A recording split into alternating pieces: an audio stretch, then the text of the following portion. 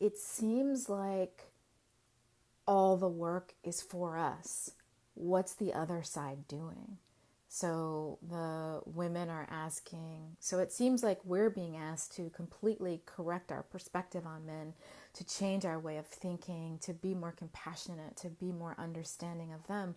But what do they have to do? And in the men's series, they're like, well, it seems like everything is about how we're approaching women and how we're understanding how to handle them better. What do they have to do? Right? And so it's this place where it's just the work of our time. Yeah. And it's an opportunity to correct the kind of 50-50 fallacy. There's been a kind of dominant idea that I'm only responsible for my own side of the street, right? That I'm responsible for half of what happens in any interaction. And that really has not been serving us, right? That it's just my responsibility to keep my side of the aisle clean. Hey, Bernadette, welcome in. And instead, I'm going to offer us the opportunity that, that's not me offering the opportunity.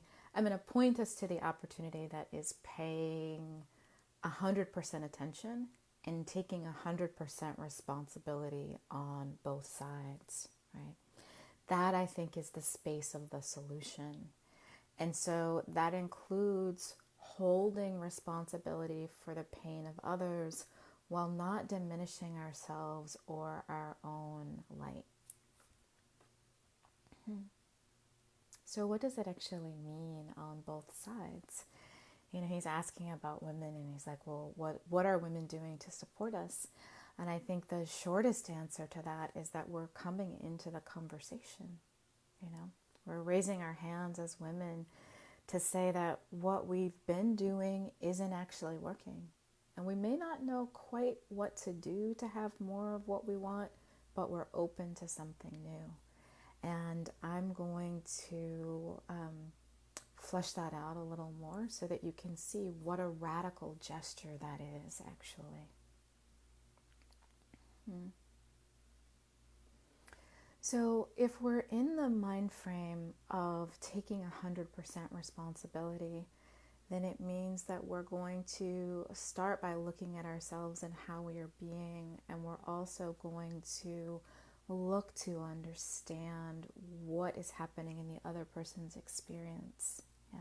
Hey, Belle. Hey, Donovan. So for women, that involves understanding that the era of patriarchy really hasn't served men in many ways either, right? We would be misguided to believe that men are the victor that we need to dethrone in order to have our own power.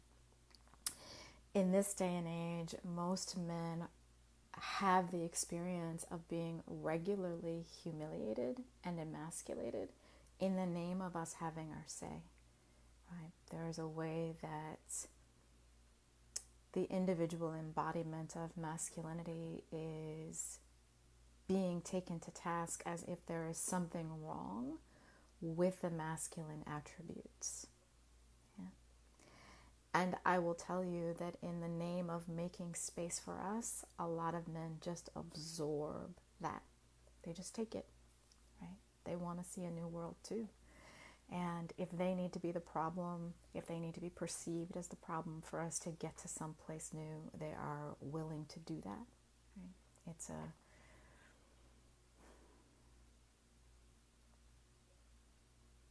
It's a kind of provision that comes from a place of deep generosity. And in the work that I do, I invite men to come out not into a space of contraction or taking up less space in order to make room for the feminine, but to kind of reinflate the collapsed masculine, to hold space for the emergence of the new feminine by being more present rather than less present. But I want you to really see that, you know, for women, part of the work is to really see the ways that men haven't been served by the patriarchal systems that we've been in either. Yeah. So for men, that understanding is really getting that we have been living in a context that has posited, that has held as an underlying governing belief that the feminine is inferior.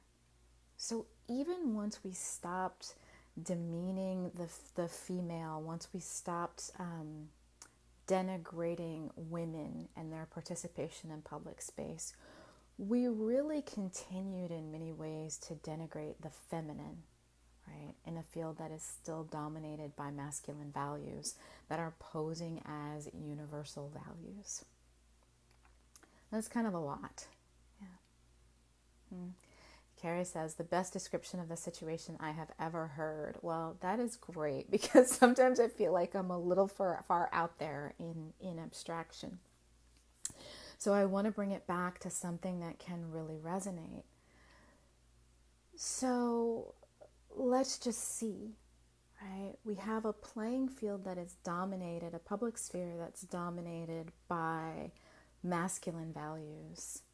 It doesn't mean that it's necessarily serving men, but the women who have been playing in it have come to understand that in order to play, they need to adopt masculine values, mindsets, and ways of being.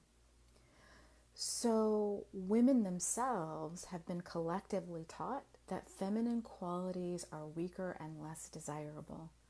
So the willingness of women in this moment to raise their hands, to step in and say, I'm going to learn and adopt a modality of being that I have been told all of my life is lesser than, is a big deal, right? What I want to show is that we're all in a position to take some risk. We're all in a position where we are bringing injury and a sense of limitation to what it is that we need to heal, right? It isn't that either side gets off the hook. My being 100% responsible doesn't take away responsibility for the men that are also joining in this work, right? If I'm taking 100% responsibility as a woman. So back to the question that our asker posed. Let's just roll up to it for a second. What are women doing to help us so that we can recognize and encourage? So understanding what a commitment it is for women in this time to learn to commit to being more embodied in the feminine, then we can really get to the place that we see that every time you experience a strong woman softening of her own volition, you really got to appreciate what that requires. It's a willingness to be someplace different than the place that she's been taught will allow her to be sovereign and self-sustaining, right? If she's laying down her sword, if she is laying down the kind of masculine values and attributes that have been the cornerstone of her professional success in order to get into partnership and conversation with you, you gotta appreciate the vulnerability of that, right? There's so much for us to understand on both sides. And it has to begin on both sides, from us raising our hands and just saying, enough.